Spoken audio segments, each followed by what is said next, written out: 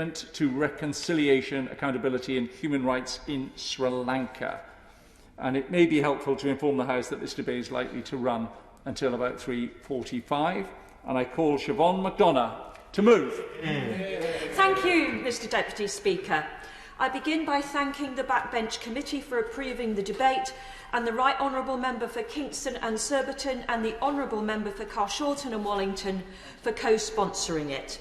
I proudly declare my interest as the Vice Chair of the All-Party Parliamentary Group for the Tamil Community.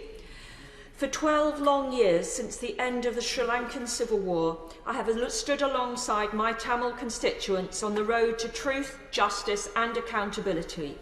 12 years that has presented them with so many challenges, so little progress and so much pain. The images of those final days of the Civil War are scarred on my memory. No one who saw could possibly forget.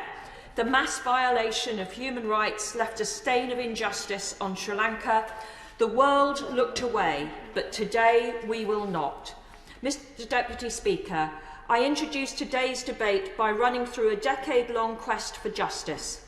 I will continue the last UN Human Rights Council resolution on Sri Lanka, a resolution the country themselves disappointingly withdrew from, and I will finish by highlighting the urgent need to strengthen the new resolution currently on the table in Geneva. Because the measure of success for global Britain comes not just in rhetoric, but in the actions that we take on the international stage, particularly in the face of international justice. But first, the history. In 2009, in the final few months of Sri Lanka's civil war, tens of thousands of civilians lost their lives. We all remember the horror of the Mullawaikal massacre, the most recent peak of genocidal killings against the Tamil people committed by the Sri Lankan state. Current Prime Minister Mahinda Rajapaksa was president, and his brother, Gotabaya, the current president, was Defence Secretary. They are the present-day link to the atrocities of the past. The bombing of the government-designated no-fire zone where Tamil civilians took refuge is as utterly horrifying today as it was those 12 years ago, as are the big findings of the expert the government forces even systematically shelled hospitals. Mr Deputy Speaker, Amnesty International estimates that since the 1980s there have been at least 60,000 and as many as 100,000 cases of enforced disappearance in Sri Lanka, the vast majority from the Tamil community. These figures illustrate the scale of the suffering, the uncertainty surrounding the facts, and the urgent need for resolution. Members will have heard of the horror of rape, torture, and murder used during the Civil War. Stories of the mass violation of women's rights, stories that brought the UN Committee on the Elimination of Discrimination Against Women to urge investigations into sexual violence, stories we could never forget. But to this day, no one has been held accountable for international crimes committed, crimes that have led many to accuse the Sri Lankan government of genocide against the Tamil community. The pursuit of justice must now move decisively forward with more sincerity from the international community. The Human Rights Council meeting happening right now provides the perfect opportunity. Before turning to today's resolution, it is important to consider the resolution that came before. Passed in 2015 with the consensus of Sri Lanka, the previous resolution promised the establishment of a process of justice, accountability, reform and reconciliation. But 6 years on, and Sri Lanka has made clear that it has absolutely no intention of pursuing prosecutions or legal redress for war crimes. Their withdrawal from the process altogether could not have spelt this out more clearly. The little progress made rolled right back. The ongoing Human Rights Council meeting is our chance to finally secure progress, making clear that a country cannot fail to fulfil international commitments. To do so risks undermining the credibility of the Council as a mechanism of accountability. I turn to the current resolution, to which the UK is a penholder. Mr Deputy Speaker, it disappointingly falls short. First, there is no recommendation to pursue criminal accountability by referral to the International Criminal Court. I could barely believe my eyes reading the government's reasoning, citing insufficient Security Council support. Who are we to cast the veto for China or Russia before they have done so themselves? Our role on the international stage must be to send the loudest message that impunity will not be tolerated, not to preempt the inaction of other nations. Second, there is a clear need for an international, impartial and independent mechanism to investigate the most serious international crimes. The Minister may point to Resolution Operative Paragraph 6, but can he confirm whether preparation of files in order to facilitate criminal proceedings will be carried out in accordance with international criminal law standards? The resolution must absolutely clear the requirement to establish triple IM mechanism to investigate allegations of war crimes, secure evidence, identify perpetrators and prosecute those responsible. And the High Commissioner for Human Rights should continue to monitor and report on the human rights in Sri Lanka, providing recommendations to ensure justice for victims and accountability for perpetrators. To rely, as the Foreign Office argues, on the Sri Lankan government to investigate and prosecute all allegations of gross human rights violation is simply unrealistic, falling far short of our moral responsibility. Third, sanctions. Why haven't we applied sanctions against those credibly accused of gross human rights violations? The US has designated General Silva and his immediate family over his role in the extrajudicial killing of Tamils. It's an immediate step we could take, and the Minister cannot point to a veto as an excuse for our inaction. We must ensure a coherent approach to aid, trade, diplomatic and military engagement with Sri Lanka, consistent with the international obligations to human rights. It is long overdue. But it is the present day where I now turn. Mr. Deputy Speaker, human rights are again under attack in Sri Lanka, with President Rajapaksa waging a campaign of war. Many of those who face serious wartime abuse allegations have been appointed to senior government positions. Members of the Rajapaksa family hold nine ministerial roles, including 7 cabinet posts, managing almost a quarter of the budget. It's total control. President Rajapaksa even pardoned one of few members of the security forces to be convicted of human rights violations, Saja Sunanul Ratanaka. Unsurprisingly, considering his stated determination to protect so-called war heroes during the presidential campaign. This intimidation is perhaps best symbolised in January's demolition of the Mutlikaval Memorial in Jaffna University. That same month, the High Commissioner for Human Rights' damning report warned that Sri Lanka was on an alarming path towards recurrence of grave human rights violations, calling on the Human Rights Council to take strong action to promote accountability and reconciliation. And it's not just the human rights of Tamils. The Rajapaksa government even insisted on forced cremation for those who had died from coronavirus, disregarding the religious beliefs of the Christians and Muslim communities in the country. The ongoing attacks on human rights is undeniable, and as a penholder to the resolution, the world will watch closely the strength of our response. Mr. Deputy Speaker, I look around the chamber and unless I'm mistaken, I cannot see the Foreign Secretary. Perhaps I shouldn't be surprised. He repeatedly declined to meet with the APPG for Tamils in the build-up to the Council meeting. Minister, with all due respect, where is he? Under the last Labour government, our Foreign Secretary personally flew to Sri Lanka at the end of the Civil War, pressing for a ceasefire. His absence not only today, but in the months leading up to the Human Rights Council meeting will be felt strongly by the Tamil community. and it is to them that I am turning before concluding. There are 500,000 Tamils across the UK. They are hard-working, respectful and dedicated community who have my utmost respect. We owe a debt of thanks to the huge number of Tamils working tirelessly on the front line of our NHS. I sincerely thank them, and I say loud and clear that however long the road to reconciliation may still be, we will keep fighting for justice and human rights until they are achieved. The question is, as on the order paper, video link and 4-minute limit. Elliot Colburn.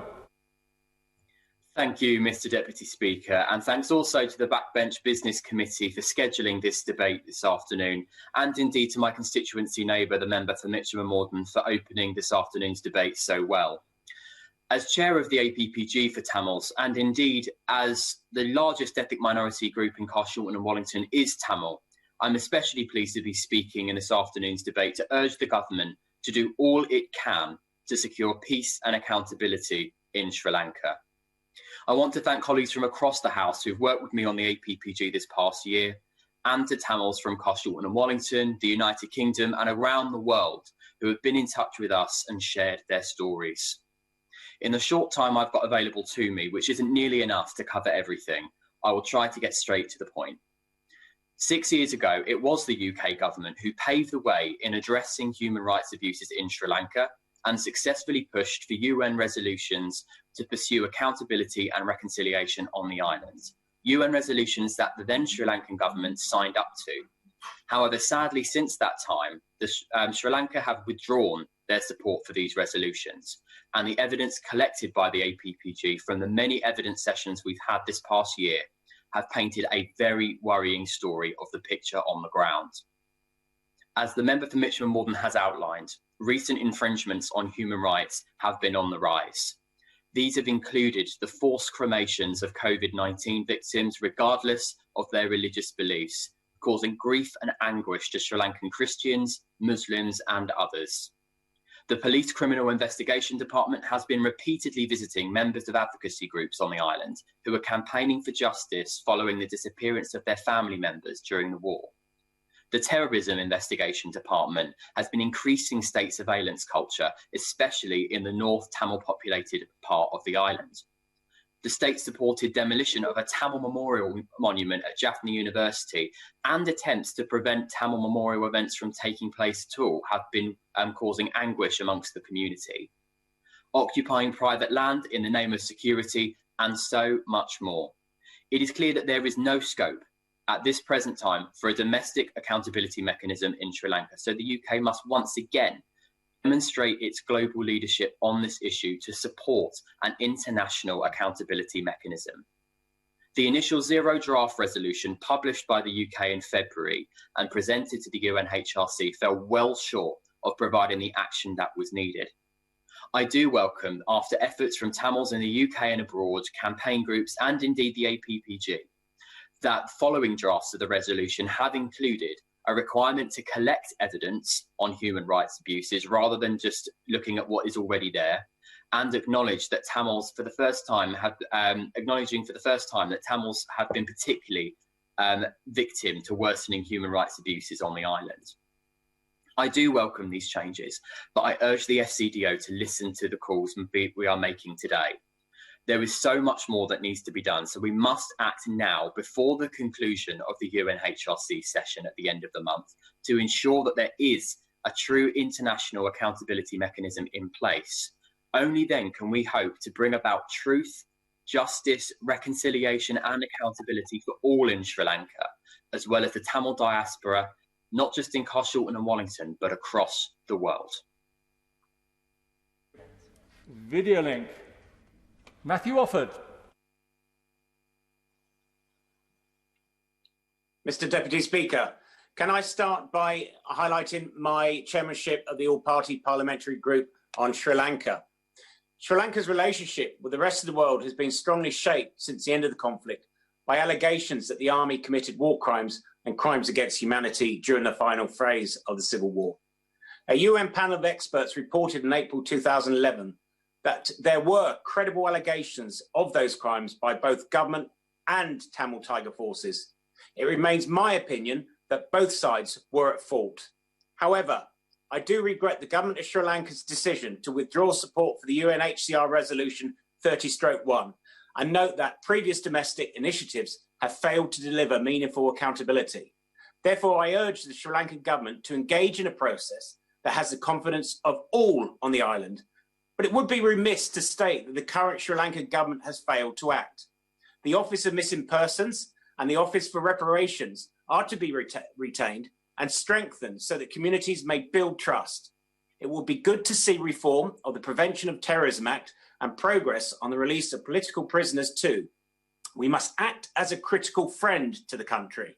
We need to help to strengthen democratic institutions, and we must trust Sri Lanka to develop their own judicial and non-judicial mechanisms.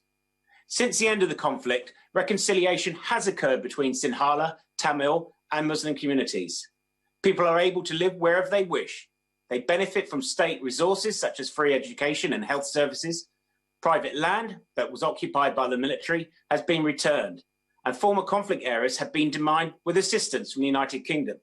And over 12,000 ex-LTTE cadres have been rehabilitated.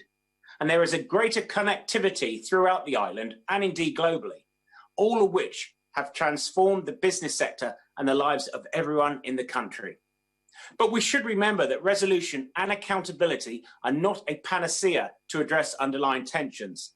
Questions about how to address the legacy of the Sri Lankan conflict, what kind of justice is attainable, how should the victims of violations be treated in the process, what might punishment look like, and how can justice play a constructive role in forging a lasting peace must all be answered. Draft legislation for a Truth and Reconciliation Commission had been prepared under the previous Sri Lankan government, and this is an area which could be revisited. If it gains universal support in Sri Lanka, then truth-seeking amongst all stakeholders, including the diaspora in many of our communities and constituencies, could make a lasting difference. When these issues have been resolved, then a sustainable and acceptable peace will endure. And given the goodwill between our two countries, the United Kingdom and Sri Lanka, I asked the Minister, how can the UK help to facilitate a TRC mechanism that's unique to the needs of Sri Lanka? Thank you, Mr. Speaker. Thank you very much. And it may be for the help of those participating either remotely or physically that the wind-ups will begin no later than 3:21 with Anne McLaughlin with 6 minutes, both Stephen Kinnock and Nigel Adams with 8 minutes, and then back over to Siobhan McDonough for 2 minutes at the very end. I hope that is useful. Video link, Dawn Butler. Thank you, Mr. Deputy Speaker. I'd like to thank the members for Mitcham and Morden for her warm and powerful opening to this debate, the members for Carshalton and Wallington and Kingston and Surbiton for securing this debate. Mr. Deputy Speaker, Ambihai Selvakumar, also known lovingly as Ambi, is a director of the International Centre for Prevention of Genocide. Ambi was on hunger strike just recently in Kenton in Brent. She was on hunger strike in order to highlight the injustices currently in Sri Lanka. Ambi campaign, in her own words, is a demand for justice for the genocide of Tamils carried out by the Sri Lankan state. Ambi's protest sparked a number of solidarity hunger strikes across the northeast. I hope when the Minister gets to his feet that he will address Ambi's 4 demands, which are: 1. Recommend to the UN Security Council and the UN General Assembly that Sri Lanka be referred to the International Criminal Court and take steps to effectively investigate charges of war crimes and crimes against humanity and genocide. 2. Establish an international independent investigative mechanism, IIIM, akin to those established for Syria and Myanmar, which mandates the evidence of international crimes and human rights violations be collected and prepared for criminal prosecutions. She also states that a meaningful independent investigation must also have a strict time frame. And 3, mandate the Office of High Commissioner for Human Rights to appoint a special rapporteur to continue to monitor Sri Lanka for ongoing violations and have an on-field presence in Sri Lanka. And the last, Mr. Deputy Speaker, recommend a UN-monitored referendum to determine the aspirations of the Tamil people in Sri Lanka, on the basis that northeast of Sri Lanka is the traditional Tamil homeland and the Tamils have a right to self-determination. I hope that when the Minister gets to his feet that he will address AMPI's demands. Thank you very much, Mr. Deputy Speaker. Thank you very much, Dawn Butler. Video link, Robert Halfon. Thank you, Mr. Deputy Speaker, and I declare an interest. In October 2020, the British Tamil Conservatives made a donation to the Harlow Constituency Conservative Association. In the final 5 months of the Sri Lankan conflict, it's estimated that between 40,000 and 70,000 civilians were killed. At the end of the war in 2009, some 280,000 Tamils remained incarcerated in barbed wire camps for years, with thousands of enforced or involuntary disappearances. Mr. Deputy Speaker, their relatives continue to search for their whereabouts and for justice. And 12 years on from the end of the armed conflict in Sri Lanka, little progress has been made to secure justice and autonomy for the Tamil community. Still, there is no real accountability. The Sri Lankan state continues to target the Tamil people in all aspects of their lives through surveillance, but by denying them of their livelihoods, physical security, education, economics, culture, healthcare, freedom of expression, and freedom of worship. In February this year, the United Nations High Commissioner for Human Rights, Michelle Bachelet, issued a report expressing deep concern at the situation in Sri Lanka. And she said, there are clear early warning signs of a deteriorating human rights situation and a significantly heightened risk of future violations. So I ask the Minister, what action is this government taking to prevent future cycles of violence and promote autonomy for the Tamil community in Sri Lanka, as forecasted in this latest report from the United Nations? In 2014, the UK led the international efforts that successfully passed a key resolution in the UN Human Rights Council to promote accountability, justice and reconciliation. In 2015, Sri Lanka agreed to co-sponsor a resolution to promote accountability, justice and reconciliation. But despite this pledge and repeated extensions to their deadlines by the UN Human Rights Council members, successive Sri Lankan governments have delayed and obfuscated at every turn. In 2019, Sri Lanka unilaterally withdrew from the resolution, walking away from its international obligations.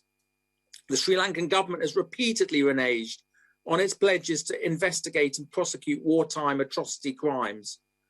Now is the time for strong international action, led by the UK once again, to secure justice for the Tamil community, recognition of the genocide, and a proper accountability mechanism. In February, tens of thousands of people joined one of the largest rallies in the Tamil homeland since the end of armed conflict in 2009. They marched for 5 days from the east to the north of the island, calling for justice. That same month, 500 British Tamil organisations wrote to our Foreign Secretary seeking an independent mechanism for evidence collection and the referral of Sri Lanka to the International Criminal Court.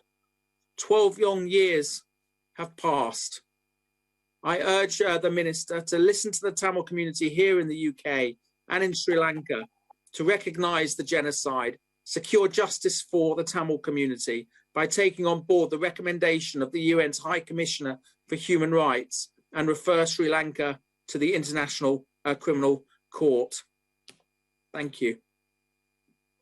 Video link, Ed Davey. Thank you, Mr. Deputy Speaker.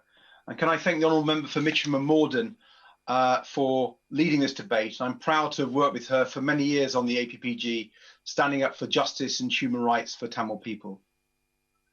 Over those years, we've witnessed time and again the Tamil people being harmed by the Sri Lankan government and let down by the international community. Human rights are again under attack in Sri Lanka. Recent reports from numerous human rights organisations, as well as the UN High Commissioner for Human Rights, paint a disturbing picture. From the appalling treatment of Sri Lanka's Muslim and Christian communities during COVID, when the Sri Lankan government for months prevented burials of their dead in the traditional manner, to the continuing human rights abuses against the Tamil population across the island, things are getting worse as the international community wrings its hands. It is clear that domestic mechanisms for accountability in Sri Lanka have failed again in recent years. They just cannot be relied on.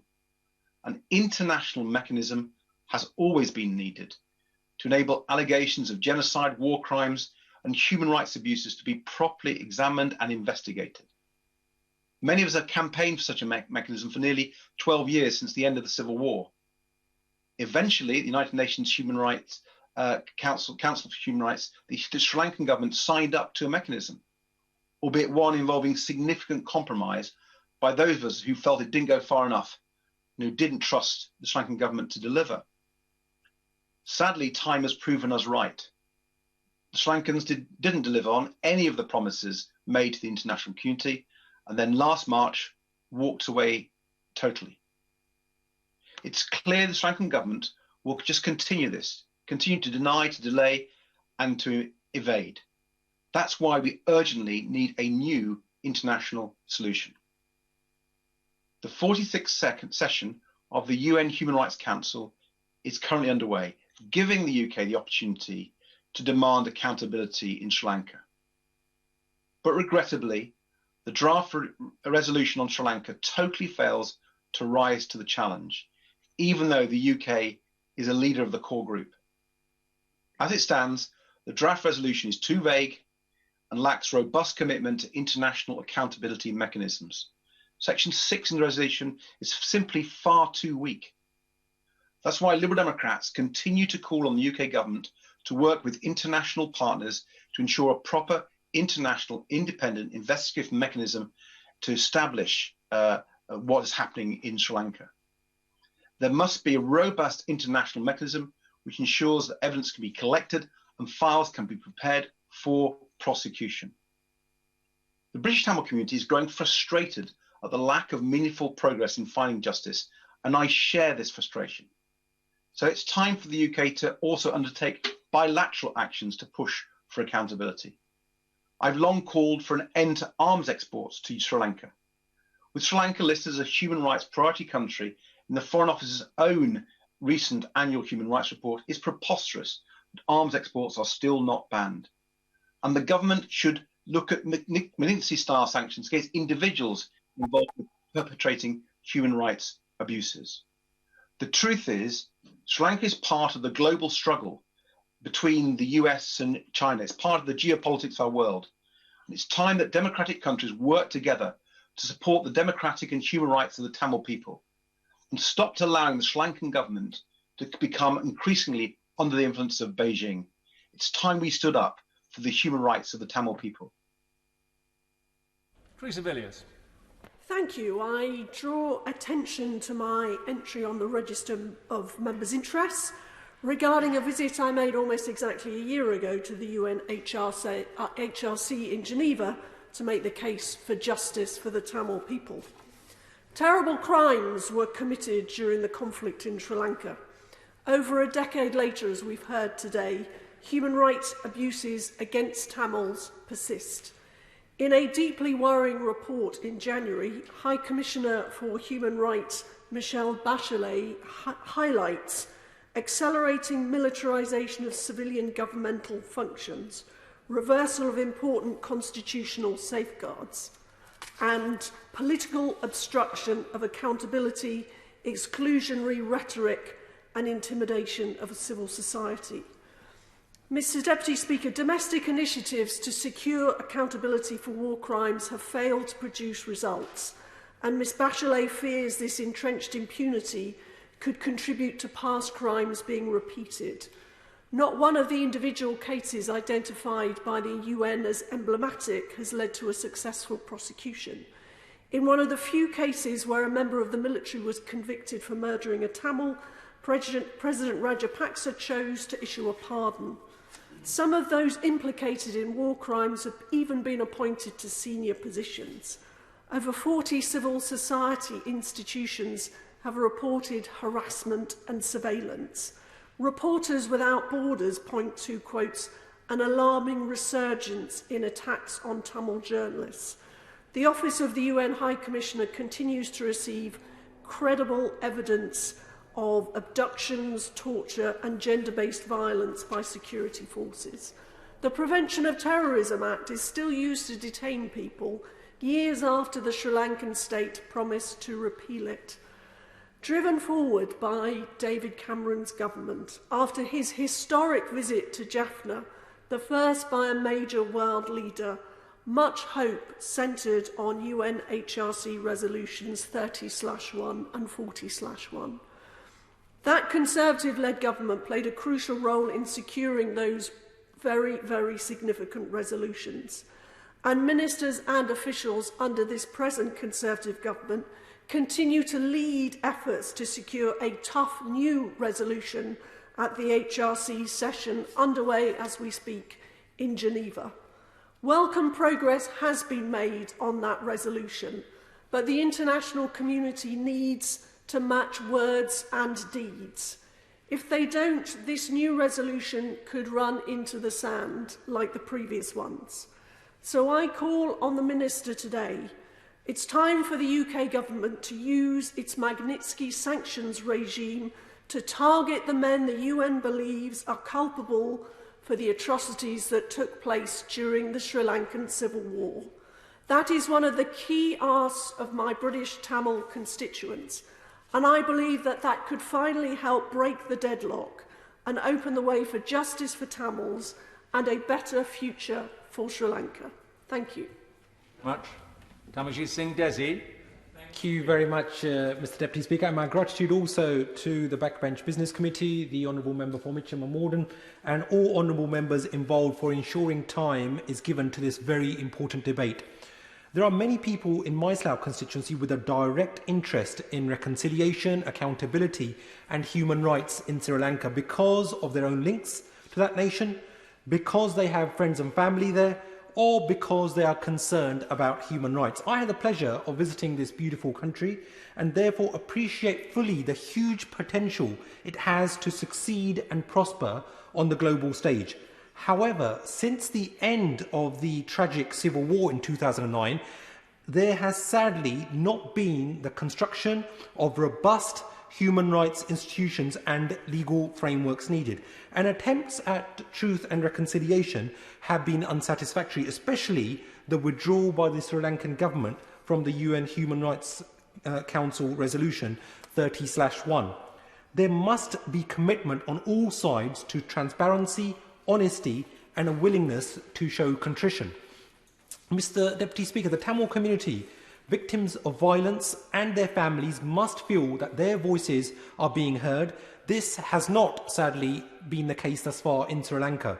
Within the limited time available and without wanting to repeat what other honourable members have mentioned, I want to address one very specific abuse of human rights, an issue of huge concern to Sri Lankan Muslims, Christians and other faith communities, and one which I raised just earlier this month with the Foreign Office Minister, the forced cremation of those who have died from coronavirus. As the House will know, cremation of a human body is forbidden in some religions, including Islam. The Holy Quran sanctifies the human body as made by God and forbids cremation because it contends that human remains must return to the earth. But widespread reports indicate that Sri Lankan authorities have been cremating all COVID-19 victims, regardless of religion. The Sri Lankan government's chief epidemiologist claimed that burials would, and I quote, contaminate ground drinking water.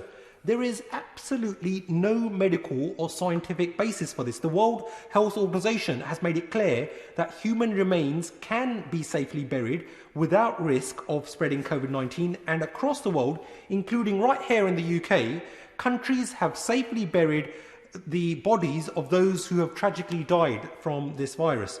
And whilst reports indicate that these measures are being reversed, albeit not to full satisfaction yet, this has been seen by many as being in the broader context of oppression of minorities in Sri Lanka, including Hindus, Muslims, Christians, Tamils and others.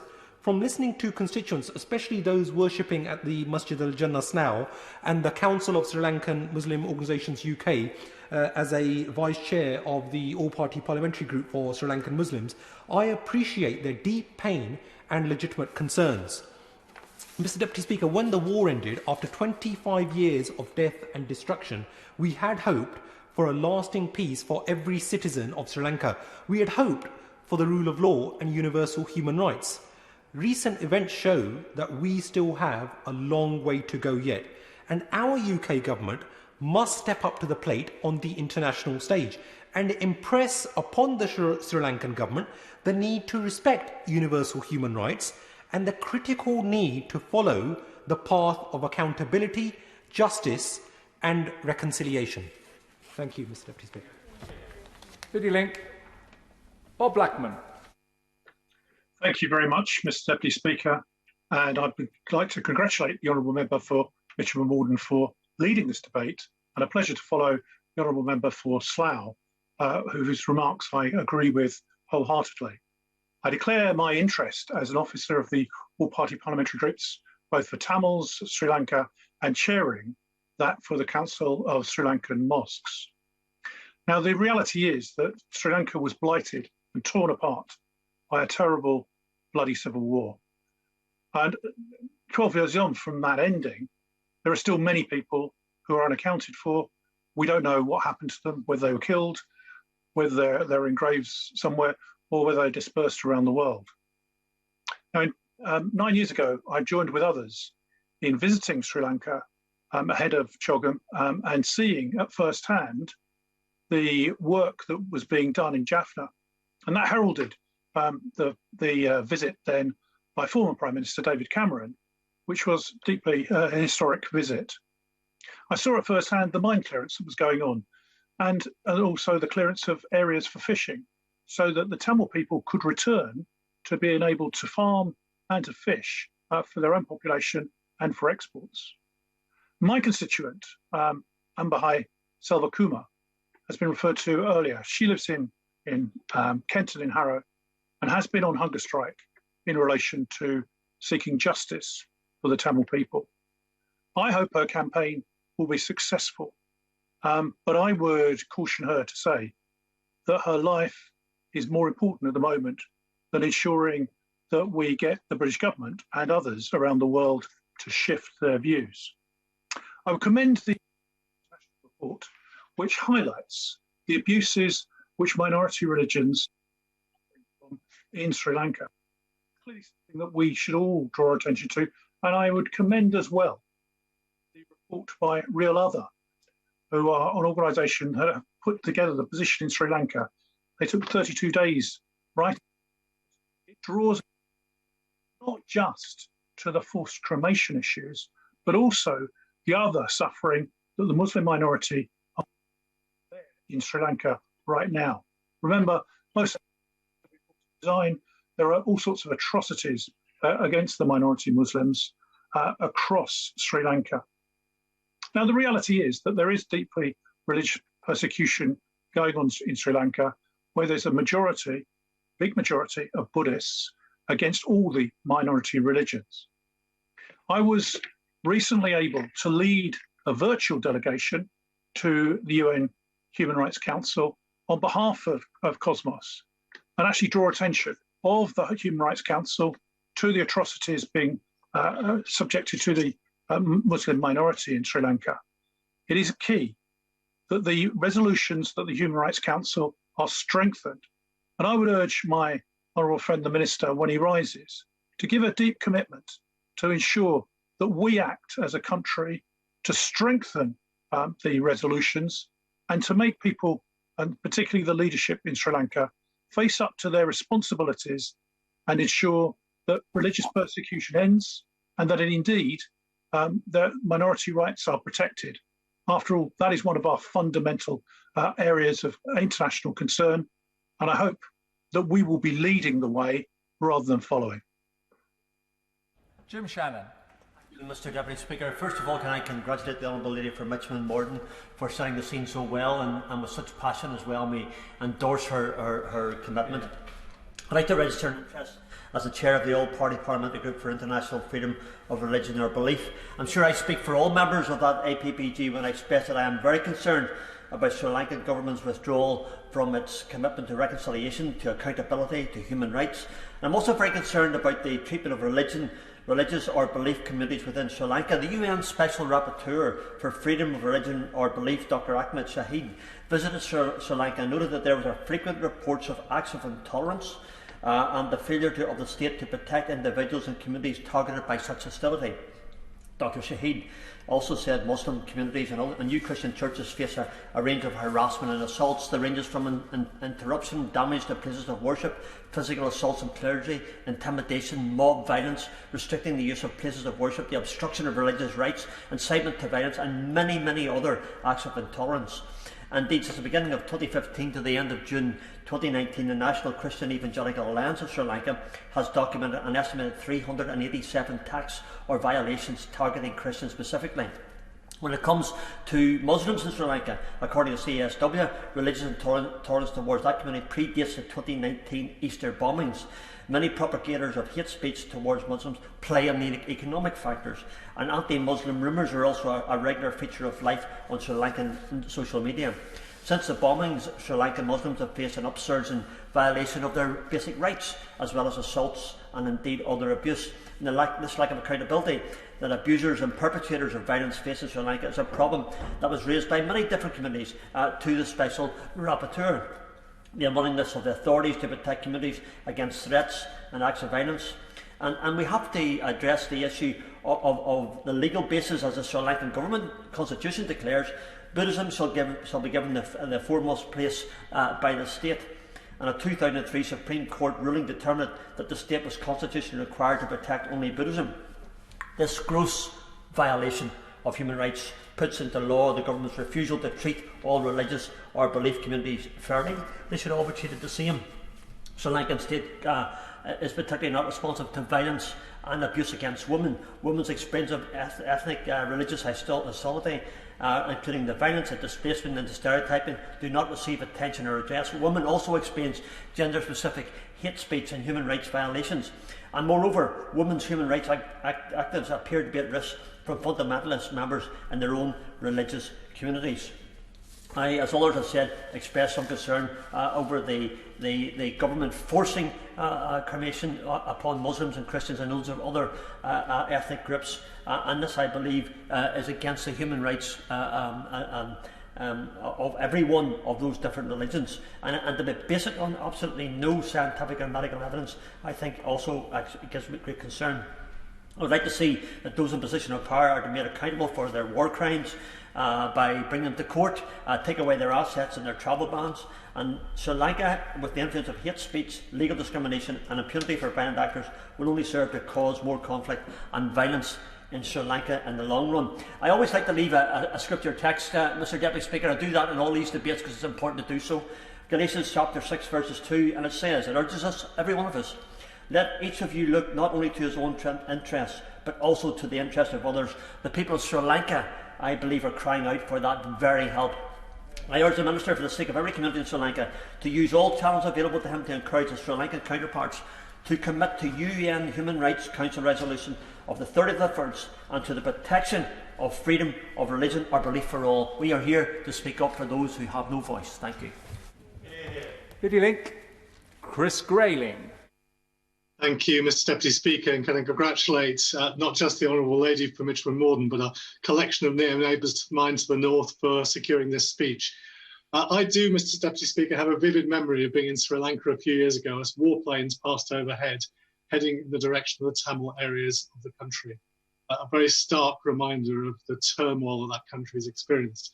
And whilst I'm in no doubt that there was sometimes dreadful deeds on both sides of the civil war, it is the plight of the Tamil community particularly which rightly attracts international concern. And I remember particularly that concern taking David Cameron to Jaffna when he was Prime Minister. its concern, which is rightly shared by politicians across this House today.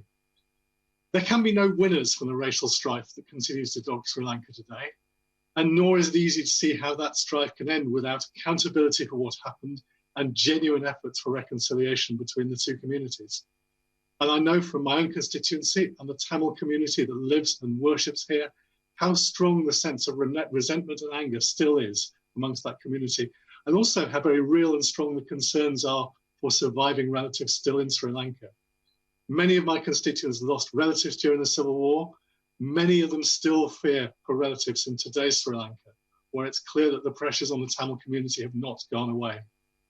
It is a tragedy. I also represent a community with members of the Sinhalese community living and working in it, playing an important part, for example, in our NHS. These are communities that should be able, back in Sri Lanka, to find a way of living alongside each other in peace and friendship. But unless that can eventually happen, there will be no long-term stability for the country. So I welcome the UK's move to lead the UNHRC resolution on Sri Lanka. That resolution would provide a framework for continued international engagement on human rights and post-conflict accountability. It calls on the government of Sri Lanka to investigate and prosecute all allegations of gross human rights violations and serious violations of international law, and it highlights concerns about the human rights situation, including particularly concerns about the protection of Tamils. And I'd say today, these are the minimum necessary to start Sri Lanka back on the road to justice and stability. Now, we've heard quite a bit this afternoon about the hunger strike by Mrs. Salva Kumar here in the UK to highlight the need for action on Sri Lanka. But whether or not you support the approach that she took, and I happen to agree with the member for Harrow about the importance of her life, the fact that she chose to do this serves to underline the frustration in the Tamil community about how much still has to be done. And it's my hope, Mr. Deputy Speaker, that the Sri Lankan government is listening to this debate, listening to the cross-party contributions, because this is an issue that unites members on all sides of the House. I hope that they will be provoked to think about their future and what's in the interest of their country. Because in the end, no government succeeds by failing to respect the rights of all of its citizens. In the end, the damage to its international reputation feeds through to its economy and to all other aspects of its interaction with the world. So it really is time now for the government in Colombo to act in its national interest, to recognise the deep international concern about what has happened and what is still happening, and once and for all put things right. Because unless there is justice in Sri Lanka for everyone, and justice for all those members of the Tamil community, that potentially great country will never in reality be able to fulfil its potential. And I have to say, Mr. Deputy Speaker, without justice, its reputation in the world will remain seriously tarnished. Thank you.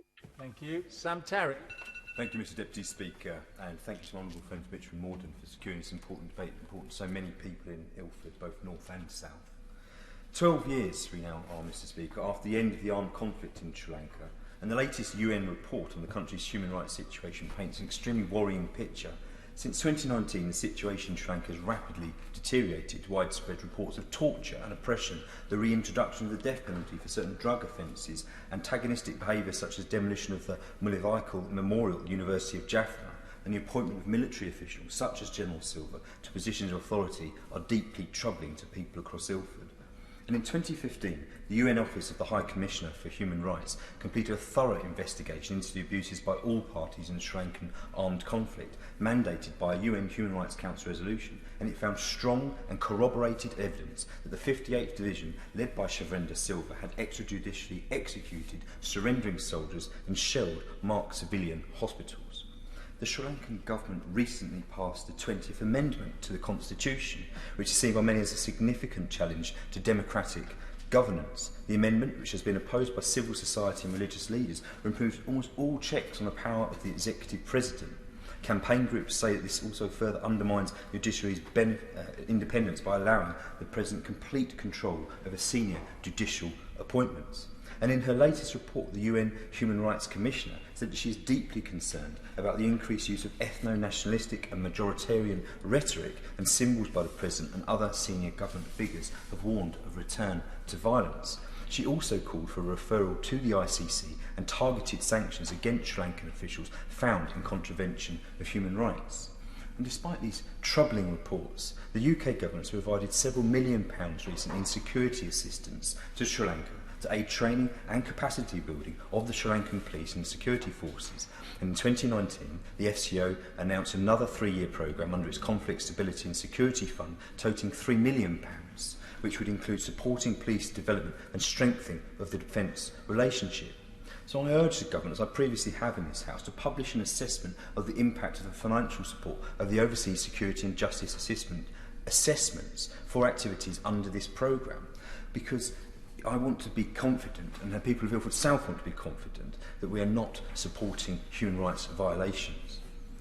Let's be clear, Mr Deputy Speaker, the Labour Party is committed to defending the rule of law and human rights across the world, and it's troubling that the Foreign Secretary was recently recorded saying the UK could pursue trade deals with governments that commit human rights abuses. I wonder, does that include the Sri Lankan government as well? And it is deeply concerning that the government is yet to implement its Magnitsky sanctions against members of the Sri Lankan government who are found to be complicit in serious human rights abuses. In the UK, making an outlier amongst its allies. In February of last year, 2020, the US State Department designated General Silver under the Department of State Foreign Operations and Related Programs Appropriations Act, banning him and his immediate family from entry into the United States. Various civil rights groups and NGOs have also expressed their concerns that £6.3 million of UK taxpayers' money has recently been spent on supporting security reform in Sri Lanka. It has only enabled the Sri Lankan security forces to advance antagonistic activities, including accelerated destruction of places of worship and cultural heritage, and, as I already mentioned, the terrible events at the Memorial University of Jaffna, and indeed, further reports widely of torture and oppression by state actors. Thousands of Sri Lankan Tamil community in my constituency are deeply concerned about this, Mr Speaker. They want to see that this government put human rights at the centre of our foreign policy and any future dealings with the Sri Lankan government, working towards a political solution that includes the self-determination of the Tamil people of the island of Sri Lanka. Anthony Magnell. Thank you, Mr Deputy Speaker, and can I congratulate the honourable member from Mitcham and Morden in securing this debate and for her work both in this chamber and in Westminster Hall debates in raising this point, and it's a pleasure to be able to take part. And if I may also associate myself with the words from the member for Chipping Barnet in relation to the Magnitsky Act and making sure that we use the full potential to ensure that we can bring people to justice who are committing human rights violations. And as ever, it's always a pleasure to be in the same debates as the member for Strangford, and I appreciate what he said. Mr Deputy Speaker, I stand as a chair of the All-Party Parliamentary Group on Preventing Sexual Violence, and I'd like to address in the course of my remarks how we could use the PSVI initiative to tackle some of the human rights violations and abuses that have been identified by so many members of this House. But of course, by background, and many have already said it, the progress that has been made since 2009 has been incredibly limited. And in fact, the Sri Lankan government's decision to reverse their position is one of grave concern. In recent weeks and months, we've heard the Foreign Secretary talk about the need for the UNHCR to restore its reputation, to make sure that it acts on human rights violations. Well, I would say that we too can do well to listen to that advice, that the international community, at a point in which it is fractured and divided, could again become united and to stand together in addressing the violations of human rights of countries around the world, and Sri Lanka would be a good place to start. A recent report from the UN states that there continues to be credible allegations through well-known human rights organisations of abductions, tortures and sexual violence by Sri Lankan security forces. And since the adoption of Resolution 31, including in the past year. Now, the Preventing Sexual Violence in Conflict initiative was set up on the basis of helping those who are, as it says in the name, who have endured sexual violence in conflict and crisis zones. And the UK, when it set it up in 2012 and 2014, was able to engage international cooperation to be able to ensure that resolutions in the UN could pass, but that documentation could be provided of crimes that are going on across the globe, that survivors could be supported, and that potential prosecutions in future years could be delivered. Now, if the organisations that are currently set up are failing to deliver that, then could I suggest that we push forward to create our own new international body that can help document these crimes, can help support survivors, and can help lead international prosecutions. Out of every great conflict and crisis that has happened throughout mankind, great new reforming bodies have come, and this should be no exception. I'd like to make two final points in the time that I have. Is that this year there is the Commonwealth Heads of Government in Rwanda, and we, as always has been the case, we should be able to speak truth to our friends. It would be a missed opportunity for us to not speak clearly at the Commonwealth Heads of Government mission in Rwanda about what has happened in Rwanda, to ensure that there can be cooperation to be able to address the human rights violations that have happened. And secondly, to make sure that at the G7 we are raising these issues, to be able to provide the support for those who have endured human rights violations, to ensure that those perpetrators are brought to justice, to ensure that the culture of impunity is shattered. We have an opportunity, Mr. Speaker, and Mr. Deputy Speaker, I do not believe it to be bravado, to say that we can lead the international community to take action, to help safeguard human rights, and to lead by example. And I hope we can do so. Video link. Margaret Ferrier. Thank you, Mr. Deputy Speaker. The seriousness and urgency of this debate cannot be understated. The current presidential administration of Sri Lankan President Gotabaya Rajapaksa and his brother Prime Minister Mahinda Rajapaksa stand accused of multiple historic and ongoing human rights violations. The administration continues to prevent any accountability from the Sri Lankan military, many of whose leaders stand credibly accused of innumerable war crimes in the Sri Lankan civil war. These leaders include Army Commander Shivendra Silva and Secretary of Defence Kamal Gunaratne, who are accused of deliberately shelling hospitals and civilians, involvement in sexual violence, extrajudicial executions and enforced disappearances. During the Civil War, an estimated 100,000 people were forcibly disappeared. These disappearances have affected all communities, but the bulk of the victims were Tamils. Forced disappearances have also occurred in Sri Lanka before the war, when hundreds of students in the south of the country were disappeared and in its aftermath. The vast majority of these cases remain unresolved, and attempts by relatives of the victims to attain justice have provoked visceral resistance from the Sri Lankan state. In February 2017, the relatives of the disappeared in the north and east, mainly Tamil women, began a continuous protest seeking the truth about what happened to their loved ones, and at least 78 of the protesters have sadly passed away since the beginning of the protests, without ever learning the truth about what happened to their families.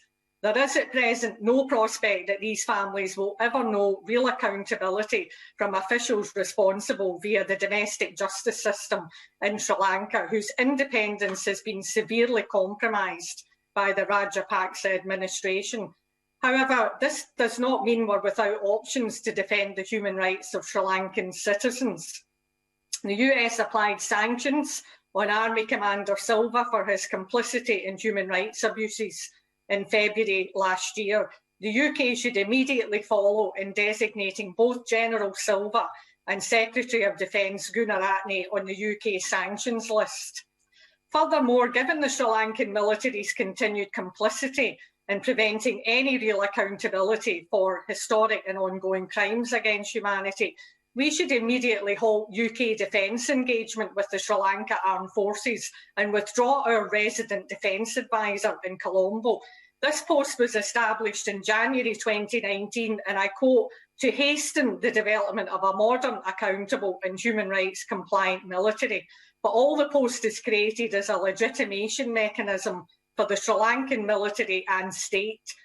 The UK has a long record of training Sri Lankan military and security forces on human rights issues, but there's no evidence of significant changes in the approach of the military to human rights, nor effective vetting or accountability in the army for those accused of serious human rights violations. The UK cannot remain complicit in these grievous crimes. If our engagement is truly aimed at preventing further human rights violations, it must take real steps to remind the Sri Lankan government that they cannot expect military engagement and support unless those human rights violations are addressed. Mr Deputy Speaker, in conclusion, I hope the UK Government takes these considerations on board and acts accordingly, and I congratulate the Honourable Lady for securing this backbench business debate today. Thank you. Thank you. Wes Streeting. Thank you, Mr Deputy Speaker, and I'd also like to draw members' attention to my register of members' interests, because, like the Right Honourable Member for Chipping Barnet, this time last year, just as the seriousness of the pandemic had become clear in our country, days before formal lockdown was introduced, I too was in Geneva lobbying delegations and missions to the UN Human Rights Council about the need for firm action at a UN level as a result of both the failure of the government of Sri Lanka to honour the existing commitments that have been made, but also, as we've heard during the debate, the ongoing human rights abuses in that country. My honourable friend, the member for Mitcham Morden, set out perfectly well both the historic context and the ongoing challenges in the country. And I'm afraid, Mr Deputy Speaker, it's with a sense of déjà vu that I participate in this afternoon's debate, because we've been here so many times before discussing exactly the same issues, the appalling atrocities committed during the Civil War, both the literal scars and also the emotional scars that survivors of that conflict continue to feel to this very day, the disappearance of families still unresolved, and the responsibility that rests on the government of Sri Lanka to promote truth, justice and reconciliation for all the peoples of Sri Lanka. And it had felt that we had begun to make progress.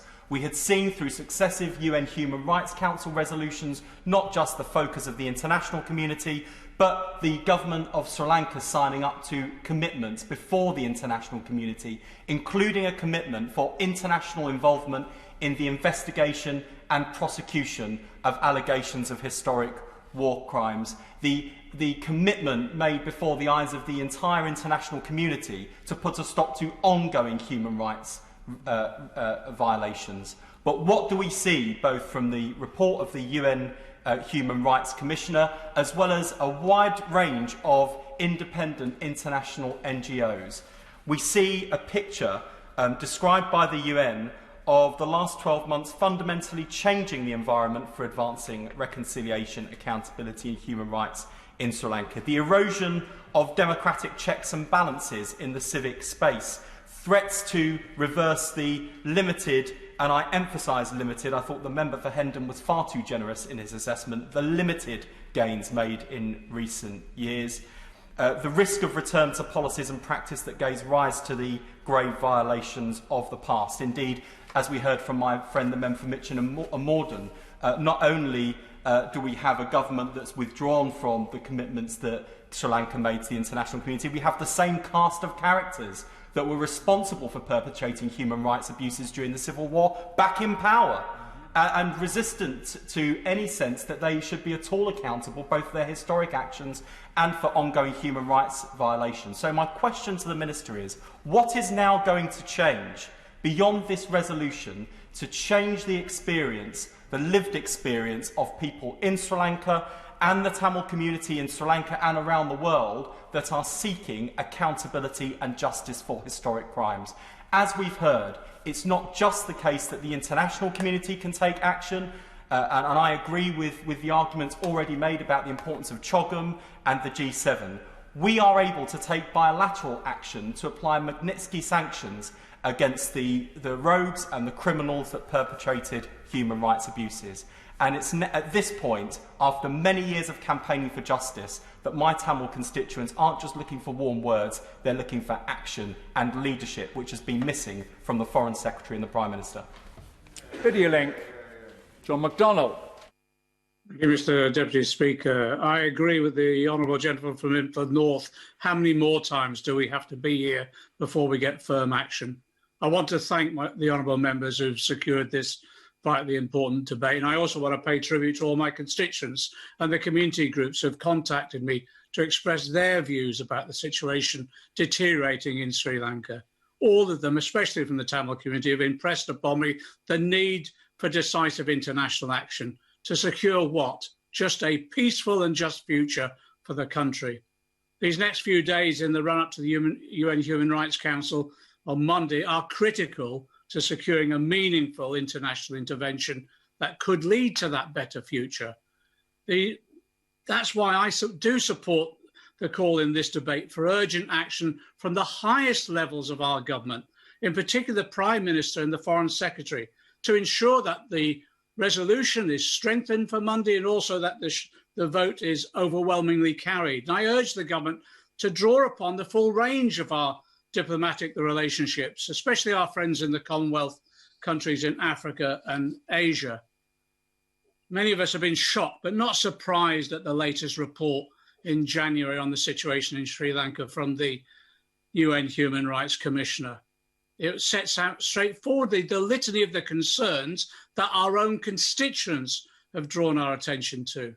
The failure of the Sri Lankan government to address past human rights violations, the closing down of the space for independent voices, the intimidation of civil society alongside a deepening attitude of acting with impunity within the government, and a visible and increased militarisation of the civil administration.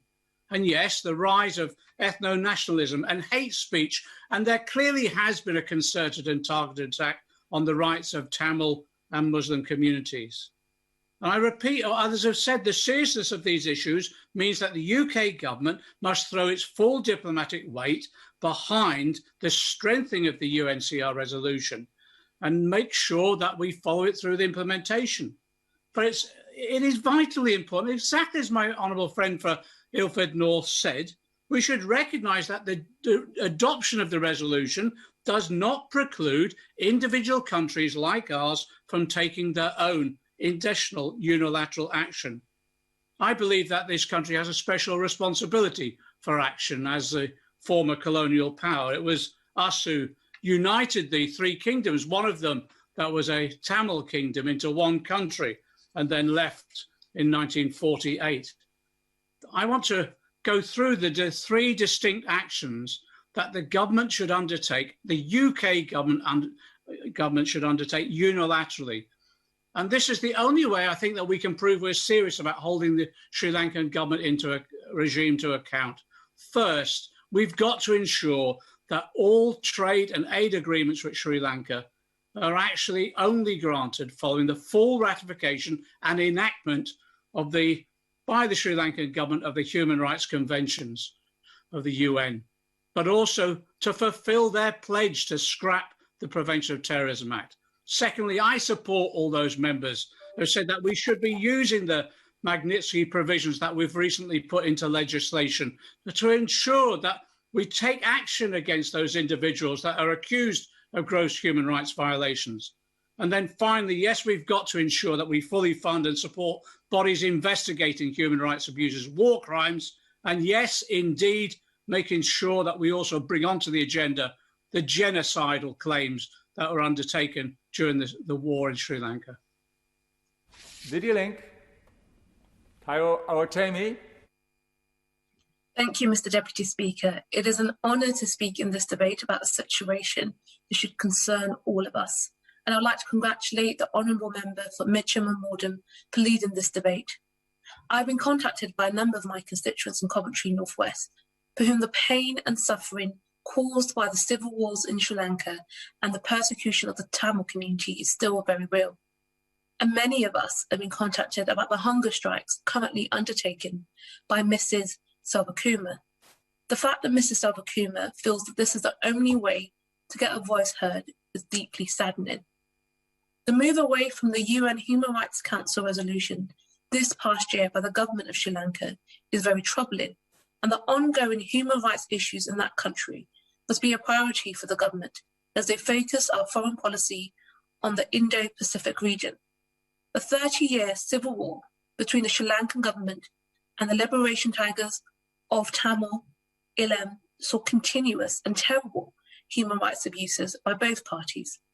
When the war ended in 2009, there was hoped that finally Sri Lanka might find peace and a chance to reconcile and heal the divisions that have beset the country since independence. But progress has been slow and halting at best, and since the Sri Lankan government removed itself as a co-sponsor from the UN HRC resolution, there have been increasing concerns about their commitments to peace and justice. Trends emerging in this past year have represented a clear, early warning sign of a deteriorating situation of human rights in Sri Lanka. We have seen an acceleration of the militarization of civilian government functions, the erosion of the independence of the judiciary and key institutions, increased marginalization of the Tamil and Muslim communities, and even the destruction of a memorial to the victims of the war. There is ongoing impunity and obstruction of accountability for the crimes and human rights violations that have occurred. Victims and their family are calling out for international accountability, and the UN High Commissioner for Human Rights has requested that members of the UNHRC cooperate with victims and their representatives to investigate and indeed prosecute international crimes committed by all parties in Sri Lanka. Our government must commit to doing all that it can to make these crimes, to have these crimes investigated and the perpetrators prosecuted. The British government created the Global Human Rights Action Regime Act in order to prevent the impunity enjoyed by perpetrators of serious human rights abuses. So, will the government commit to using these sanctions to prevent further abuses in Sri Lanka? It has already announced a shift in foreign policy in the Indo-Pacific region, but our foreign policy and trade agreements must not come at a cost of people and their lives. So, Mr. Deputy Speaker, it is imperative that the government commits to prioritising human rights as a cornerstone of our foreign and trade policy in this region. And I hope that it would not put trade and indeed profits before the interest of human lives. Thank you very much, Mr. Deputy Speaker. Thank you very much. Video link. Stephen Timms. Thank you, Mr. Speaker. I warmly welcome this debate. The resolution to be voted on next week comes at a crucial time. It should make a reference to the International Criminal Court, as my honourable friend for Mitcham and Morden argued in so powerfully opening this debate. The evidence gathering element is crucial to maintain material for the international accountability which Sri Lanka has resisted for so long, but which must in due course come. And I welcome the proposed commitment to regular report backs on the conditions in Sri Lanka. As others have reminded of the House, we now have a UK mechanism for sanctions against those guilty of human rights atrocities. Will we sanction those guilty in Sri Lanka? The US has rightly designated Army Commander Shavendra Silva, mentioned already. He led the ground assault on the beaches of Mullivai-Kal at the end of the Civil War, attacking civilians, hospitals, medical staff, no fire zones. Will we now do so too? Kamal Gunaratne, now Defence Secretary, led a February 2009 assault attacking civilian hospitals and food distribution points. He commanded the Joseph Army Camp, notorious for torture after the war. The UN has named him. Will we sanction him? And why on earth, Mr. Deputy Speaker, do we have a resident defence advisor in Colombo providing training and legitimacy?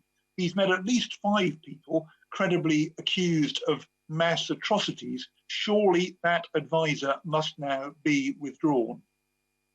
Before the 2019 Sri Lanka election, the government there paid lip service to the Human Rights Council resolution they co-sponsored with the UK after David Cameron visited as Prime Minister. The calculation seemed to be if the government gave lip service to engaging, the international community would leave them alone. And they were right. There was no serious effort to hold Sri Lanka to account. The new government, elected in 2019, includes, as we've heard, guilty men. It's no longer pretending, it's simply withdrawn. The Sri Lanka campaign, which has Tamil, Muslim and Sinhalese support, said last month, and I quote, "Respect for the rule of law and human rights have demonstrably diminished. The current government has significantly reversed progress on 15 of the 25 commitments under Resolution one and halted progress on 7 others. The President now controls all senior judicial appointments. In a climate of fear, human rights defenders and victim survivors are watched and harassed, human rights lawyers held without charge. We've been reminded of the presidential pardon for one of the only soldiers ever convicted for a wartime atrocity. Other key cases have collapsed. Witnesses and victims are intimidated. Senior police officers taken off investigations. The former Criminal Investigations Department head arrested. The President has promoted war criminals. 4 government departments are led by former military commanders. Military intelligence officers run COVID contact tracing, threatening activists and victims. Muslims, as we've been reminded, are targeted. So, Mr. Deputy Speaker, the Human Rights Council must pass an ambitious resolution next week. Link. Gareth Thomas. Thank you, Mr. Deputy Speaker. Sri Lanka, as others have already alluded to, is a stunningly beautiful island. But to be one of its Tamil citizens, increasingly to be one of its Muslim citizens, and certainly to be Sinhalese and interested in human rights or an opponent of the Rajapaksa family, it is a very dangerous country. Many of those who are Tamil who live in my constituency believe that nothing short of a genocide continues to take place against Tamil citizens in Sri Lanka. With Tamil citizens increasingly, they believe, viewed by the Sri Lankan government in the same apparent way as the Chinese government views the Uyghurs. There is deep, deep frustration with the apparent impunity of the Rajapaksa family and their supporters from either domestic or international accountability. There's anger with the current UK government for its tolerance of that impunity and its complicity at international level in failing thus far to get action taken by the international community against the Sri Lankan government. There is disbelief too that Tamil refugees might be returned to a country so obviously ravaged by human rights abuses. And there is a demand similar to those that, as others have expressed, for Britain to use the powers it does have at its disposal already to hold to account those clearly implicated in serious human rights abuses, as many in the debate have already alluded to, not least my right honourable friend who's just spoken. And indeed, to take action as was recommended by the UN Commissioner for Human Rights. And lastly, the Tamil community want ministers to back a call for Sri Lanka to be referred to the International Criminal Court. A number of members have already referenced the courage of Mrs. Ambihai Selvakuna in her recent hunger strike, which I'm pleased to say, for her sake, has ended, but which did serve to draw international attention to the issues that we are debating today. As my honourable friend from Mitcham and Morden said in her excellent speech, the frustration of the international community and the Tamil community in many of our constituencies dates back to the end of the conflict in 2009, where terrible war crimes were committed against the Tamil community, those civilians and those surrendering at the end of the conflict. No one has ever been held accountable for those crimes. I strongly support the call by Michelle Bachelet, echoed by my honourable friends today, for Britain to use the Majitsi sanctions that it does have available to it against Shivendra Selva and Gamal Gunaratne. In the short amount of time that I have left, I also wanted to praise the recent Amnesty International report and to note the important contribution from Freedom from Torture, urging the Home Office to take another look with the Foreign Office at the country note that it uses to judge whether or not people should be returned, refugees should be returned to Sri Lanka. Quite clearly, given the scale of torture and other human rights abuses, it would be totally wrong to return people with credible concerns about the situation in Sri Lanka there. I look forward to the Minister finally taking some serious action against Sri Lanka. We now move to the wind-ups, and for 6 minutes, Anne McLaughlin. Mr Speaker, I congratulate the Honourable Member for Mitcham and Morden for a speech that I know will have moved many of my friends here and in Sri Lanka, as it did me. I also know she and others in this debate have been good and consistent friends to those campaigning for truth, justice and accountability in Sri Lanka. Mr Speaker, I won't repeat all that we've heard about what happened during the 30-year-long war. I will instead focus on what's happened or not happened since. It is a crime against humanity itself that nobody has been found accountable since this war ended 12 years ago. There's been a sleight of hand performance between then and now, with successive governments promising the international community and their own people that they will do X, Y and Z, then drawing back, then promising again. But at the end of the day, progress is never made, accountability never happens, reconciliation is never credibly attempted, and peace never really comes to this beautiful island. And I know exactly how beautiful it is and its people, because I lived and worked in Gaul on the south coast for a short time during the Civil War. I cannot claim to have suffered because of it, but I certainly met many people who were suffering. I certainly heard stories and rumours of what was going on at the time. It was in the years afterwards, however, when I returned just after the war and was finally able to travel to the north, and on 2 further visits, that I heard firsthand what had happened to people. They were still frightened. In fact, one man gave me a copy of the book he'd written about his account of the abuses against the Tamil community. He was so afraid of what might happen to me should I be caught reading it, that he removed the cover and replaced it with another. So it was in those visits I made in the years after the war that I got a clearer picture of what had happened.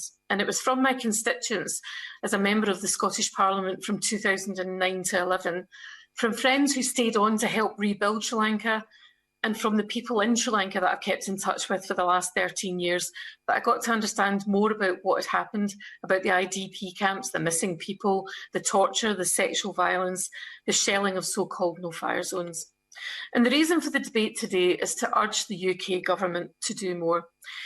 The Sirisena government of 2015, about whom I was somewhat cynical, did co-sponsor the UN Human Rights Council resolution, and it was hoped that this would encourage thorough investigations into civil war crimes.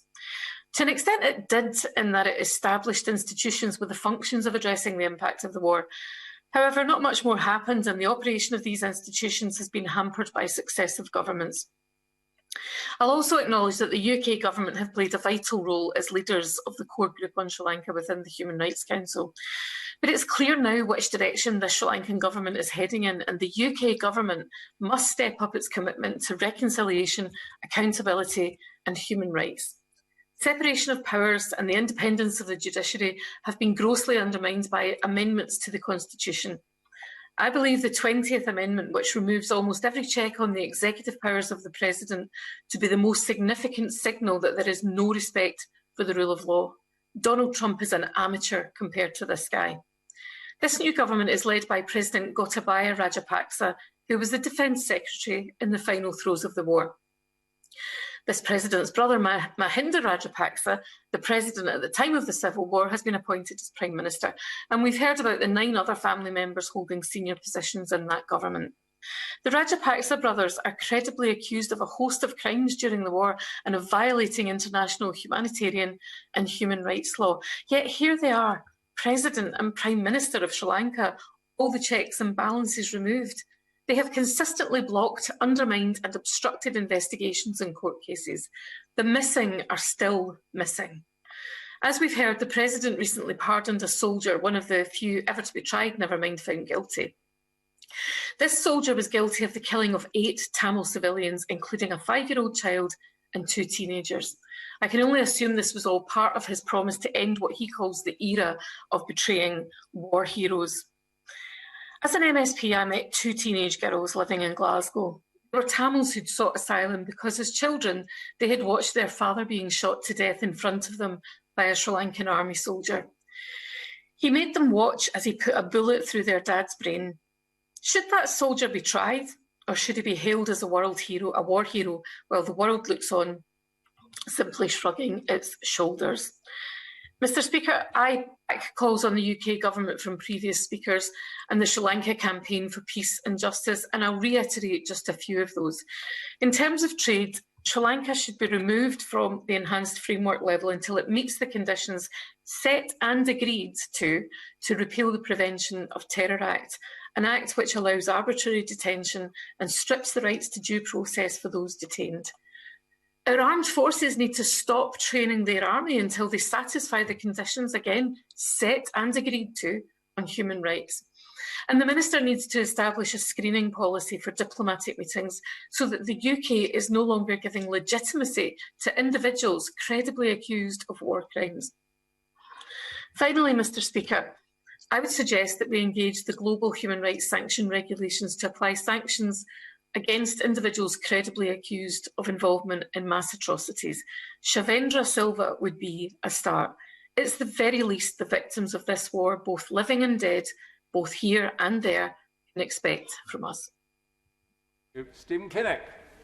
Thank you, Mr Deputy Speaker, and may I congratulate my honourable friend, the member for Mitcham and Morden, for securing this vitally important debate. And I'd also like to pay tribute to the members for Brent Central, Slough, Ilford South, Ilford North, Hayes and Harlington, Coventry North West, East Ham and Harrow West, who made truly powerful and moving contributions to this debate. I think the really strong showing that we've seen in this debate from these benches shows the central importance of this issue to our party.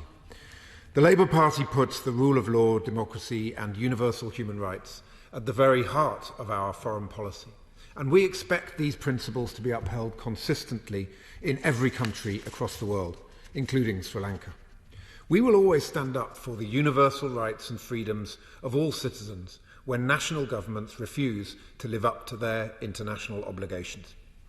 In 2009, in the final few months of Sri Lanka's long and brutal civil war, tens of thousands of civilians, mostly from the Tamil community, lost their lives. It is a scar on the conscience of the world that no one has been held accountable for these crimes, which include the deliberate shelling of civilian targets, sexual violence and extrajudicial executions. The shocking lack of accountability for past atrocities is compounded by the fact that the human rights violations in Sri Lanka continue to this day. Respected NGO Freedom from Torture has forensically documented more than 300 cases of torture by the Sri Lankan state since the war ended, and it continues to receive referrals for Sri Lankan individuals today. Mr Deputy Speaker, the people of Sri Lanka, regardless of their ethnicity or religion, deserve justice. Those responsible must be held accountable, and peace and freedom must be secured for future generations. The Labour Party is therefore deeply troubled by what has been taking place in Sri Lanka since the election of Gotabaya Rajapaksa in December 2019. Firstly, he has militarised his government by appointing former soldiers such as Shavendra Silva and Kamal Gunaratne, who both stand accused of crimes against humanity, to key positions in his cabinet. Secondly, he's done huge damage to his government's credibility in the eyes of the international community by withdrawing from UN Human Rights Council Resolution 30/1, which sets out a process for delivering accountability for war crimes. Thirdly, we are profoundly concerned by reports of the forced cremation of victims of COVID-19, including those of Muslim and Christian faith for whom burial rituals and traditions are sacred. The World Health Organization has issued guidance stating that the burial of COVID-19 dead poses no danger to public health. Moving to the UN HRC resolution, I've written to the Minister twice in recent weeks and months regarding these issues, and made it clear that the UK has a crucial and unique responsibility as the penholder at the UN Human Rights Council for Sri Lanka to show moral and political leadership in its approach to coordinating the international response. The final version of the draft resolution, which is set to replace 30/1, is certainly an improvement on the zero draft. However, we on these benches continue to have real concerns about key aspects of it, and I therefore have the following questions for the Minister. First, it fails to incorporate the recommendations made by the High Commissioner in her report of the 27th of January regarding universal or extraterritorial jurisdiction. We should be supporting the High Commissioner's view that the principles of universal or extraterritorial jurisdiction should apply, and that states should pursue investigations and prosecutions in their national courts. Why has the government failed to include an explicit commitment to this in the resolution? Second, the suggested evidence gathering mechanism is clearly a step in the right direction, but it stops short of recommending the establishment of a fully fledged international independent investigative mechanism known as IIIM. Why has the government failed to include a commitment to IIIM in its final draft? Third, it is clear that there is a strong basis for referring a number of senior members of the Sri Lankan military and government to the International Criminal Court. Why has the government failed to include such a recommendation in this resolution? We know that 2 of the permanent members of the UN will likely block such action, but should the position of the government really be shaped by the veto-wielding intentions of China and Russia? Fourth, there is nothing in the resolution about prevention. Why doesn't the resolution include explicit reference to protecting human rights defenders? Are British diplomats travelling on a regular basis to the north and east of Sri Lanka to assess the situation on the ground? 5. The draft resolution requests a report on accountability options in 18 months. This is an unacceptably long timeline, given the evidence already available, and will give the Sri Lankan government yet more time to obstruct and obfuscate. Why has the government failed to ensure that the resolution is based on a far shorter report-back timeline of 6 months, as I recommended in my recent letter to the Minister? Moving beyond the UN resolution, there are a number of bilateral steps that the government should be taking. In my letter to the Minister of the 11th of December last year, I suggested that a number of Sri Lankan officials should be sanctioned under the government's global human rights sanctions regime, yet not a single Sri Lankan government minister, official or military officer has been designated. Could the Minister please explain why it's taking so long when the evidence is already widely available? In my letter, I also raised the issue of the UK Defence Advisor's engagement with the Sri Lankan military. Since arriving in Colombo in January last year, he has met with at least 4 senior commanders of the Sri Lankan military who stand accused of gross human rights violations. Can the Minister please explain how the activities of the Defence Advisor will lead to greater accountability for the Sri Lankan military? Are the UK government vetting who the advisor meets? Is the advisor's defence engagement delivering tangible results, or is it simply lending a veneer of legitimacy to a military that is committing human rights abuses? Thanks to the recent leaking of comments made by the Foreign Secretary, we know that he's perfectly happy to pursue trade deals with governments that are committing human rights abuses. Is the UK government pursuing a trade deal with Sri Lanka? Will human rights conditions be applied? As an EU member state, the UK was party to trading arrangements which offered a preferential tariff to Sri Lanka under the general scheme of preferences enhanced framework known as GSP+, because the Sri Lankan government was supposedly living up to its human rights obligations. Now that the UK has left the EU, will the government be reassessing its trading relationship with Sri Lanka? And here's one for the SNP spokesperson, to be answered another time, I guess, if she's still tuned in. Police Scotland have made 90 deployments of officers to Sri Lanka over the past 15 years. Have these deployments achieved tangible results, or are they just lending a veneer of credibility? And finally, what assessment has the Minister made of Sri Lankan soldiers continuing to be deployed in UN peacekeeping missions, despite the human rights record of the Sri Lankan military? Mr. Deputy Speaker, the integrated review is full of snappy slogans and rhetoric, but all it really achieved was to expose the chasm between the stated ambitions and the actual tangible actions of this government. If global Britain is to mean anything, it must surely mean consistently standing up for democracy, for the rule of law, and for universal rights and values. Not just with words, Mr. Deputy Speaker, but with deeds. That must start today, and that must start with Sri Lanka. Minister. Thank you very much indeed, Mr. Deputy Speaker.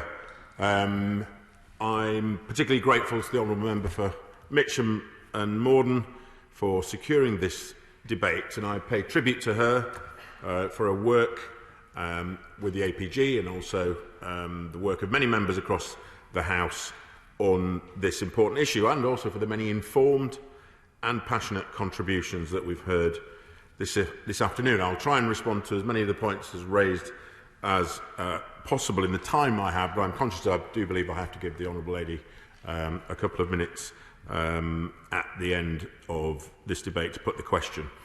The Minister for South Asia, who would have been the Minister that the Honourable Member for Aberavon wrote to, would have been delighted to take part in this debate, but obviously he sits in the other place, so it's my pleasure to respond on his behalf and on behalf of the government. Human rights in Sri Lanka are an important issue and a long-standing priority for both for the UK government and for many fellow members. The debate's also timely, coming during the 46th session of the UN Human Rights Council, which began on the 22nd of February. The human rights situation in Sri Lanka and the limited progress on reconciliation and accountability raised by many honourable and right honourable members are deeply concerning. And as pointed out by the opposition spokesman, the member for Aberavon, in February last year, the government of Sri Lanka withdrew its support for the UK-led UN Human Rights Council Resolution 30/1 and, of course, its successor resolutions 34/1 and 40/1. These concerned reconciliation, transitional justice and accountability. The Sri Lanka government then announced a domestic mechanism on accountability, and as with previous domestic initiatives, however, meaningful progress has yet to be delivered. There have also been a number of setbacks on accountability. These include the appointment into government positions of military figures accused of war crimes, as referenced by honourable members this afternoon. And as the honourable member for East Ham pointed out, they also include the presidential pardon of former Army Sergeant Sunil Ratnayaka, one of the few perpetrators of wartime atrocities to have been convicted in Sri Lanka. Other worrying human rights developments include the continued harassment and surveillance of minorities and civil society groups. This was pointed out by the honourable member for Strangford. This increasing role of the military in civilian governments, and a constitutional amendment which has extended executive control over the judiciary and the independent institutions. And as the honourable member for Slough pointed out, the government's policy of forcibly cremating those deceased due to COVID, which has only just been recently reversed, has particularly affected the Muslim and Christian communities. And even now, our understanding is that families face significant restrictions on where and how burials can take place. The UK government is deeply concerned by these developments. We've long stood by all of the victims of the conflict in Sri Lanka. I was particularly taken by the comments of the honourable member for Glasgow North East, who had very personal recollections of that time. We've condemned LTTE terrorism and worked over many years to achieve post-conflict truth, accountability and transitional justice. And together with our international partners in the core group on Sri Lanka, the UK has led successive UN Human Rights Council resolutions on Sri Lanka in 2014, in 2015, in 2017 and in 2019. In February, June and September of last year, we set out our continued support for the UN Human Rights Council framework and our growing concerns about the human rights situation in core group statements to the Human Rights Council. Sri Lanka is a human rights priority country for the Foreign Commonwealth and Development Office. In our annual reports and in Lord Ahmed's autumn ministerial statement, the government has highlighted a number of important concerns which have been highlighted here this afternoon. Accountability and human rights have also been integral to any of our bilateral discussions that we've had with the government of Sri Lanka. The Foreign Secretary underlined the importance of accountability when he spoke to the Sri Lankan Foreign Minister in May. Lord Ahmed, the Minister for South Asia, has also had numerous discussions with the Foreign Minister, most recently in January, and with the Sri Lankan High Commissioner here in London. We welcome the recent report on Sri Lanka by the UN's Office of the High Commissioner for Human Rights. We agree with the High Commissioner that the Human Rights Council must continue to monitor the situation in Sri Lanka very closely, and we must continue to press for accountability and reconciliation. And along with our core group partners, the UK, as penholder, has presented a new draft resolution on Sri Lanka at the UN Human Rights Council. The resolution aims to provide a continued framework for international engagements on human rights in Sri Lanka. The draft calls on the government of Sri Lanka to make progress on accountability and human rights and stresses the importance of a comprehensive accountability process for all violations and abuses committed in Sri Lanka. And it aims to keep Sri Lanka firmly on the Human Rights Council agenda and requests enhanced OHCHR reporting on the human rights situation and, importantly, on accountability. A number of honourable and right honourable members have called for an international accountability mechanism, including the member for Mitcham and Morden and Kingston and Surbiton, a mechanism to collect and preserve evidence of human rights violations as part of the resolution. I can confirm that our resolution strengthens the capacity of the Office of the High Commissioner for Human Rights to collect, consolidate, preserve and analyse evidence. The resolution supports future accountability processes and it builds on the investigations conducted under previous Human Rights Council resolutions. We're now working hard to build support for our draft, which we hope will be adopted next week. Regrettably, the Sri Lankan government has made clear its opposition to further substantive action by the Human Rights Council. Nonetheless, we will continue to seek to work constructively with them on these issues. We will underline the importance of accountability and human rights in our dialogue with the government of Sri Lanka. My right honourable friend for Epsom and Newell, honourable friend the member for Harrow East, honourable members for Brent Central and Coventry North West raised the hunger strike carried out by Ambihai Selva Kumar. We understand, has been pointed out, that she was able to conclude her hunger strike 2 days ago. We absolutely recognise the concerns she's raised regarding the issues faced by the Tamil community in Sri Lanka. We've highlighted these concerns about the lack of progress towards post-conflict accountability and also the wider human rights situation. A number of honourable and right honourable members raised the question of sanctions. We established the global human rights sanction regime in July 2020, and in a statement to Parliament, the Foreign Secretary set out the full scope of the new regime without speculating, importantly, on future designations. We continue to consider further designations under this global human rights sanctions regime, and we keep all evidence and potential listings under close review. Mr Deputy Speaker, I acknowledge and welcome the strength of feeling in the House. We are right to be concerned. We will continue to prioritise international efforts to support accountability and reconciliation at this current session of the Human Rights Council, and we're pushing very hard for our resolution to be adopted next week. But I must reiterate that we can't speculate on future designations again under the global human rights sanction regime. Finally, I want to make clear we want a positive relationship with Sri Lanka. We share deep historical ties. We work well together on a number of common interests like climate change and COVID recovery, and we value that partnership. But, Mr Deputy Speaker, accountability and human rights must remain high on the agenda. Accountability and human rights to provide justice for all the victims of the conflict and for the lasting reconciliation and stability that will allow the people of Sri Lanka to prosper. The final word, Siobhan McDonough. Thank you, Mr Deputy Speaker. I'd like to thank all the right honourable and honourable members across the House who've taken part in this debate.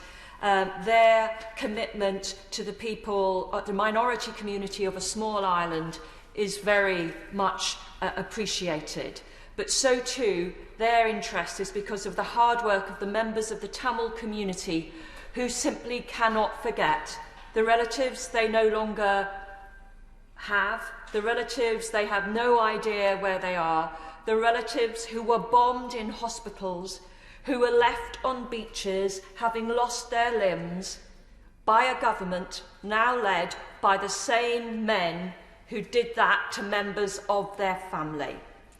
Mr Deputy Speaker, this is about credibility, this debate, about the credibility of the British government to take seriously the loss and distress of a community in this country, 500,000, who work hard, who do their best, who contribute greatly to our nation. Are we serious about representing them, or do we believe that governments that have powerful friends should be allowed to behave as they like? I would suggest, Mr Deputy Speaker, that the government of Sri Lanka only understands very firm action. To rely on that government to seek out those who committed those atrocities or to take action is simply a fool's errand, and it has to stop. We have to seriously mean that we will help the Tamils in this country to find their relatives, to know what happened, and allow their relatives to live in a community where they are able to vote, to take part, and to seriously believe that their views are taken seriously. The question is, as on the order paper, as many of that can say aye. The contrary, no. I think the ayes have it, and we'll suspend very briefly for the cleaning of the dispatch boxes.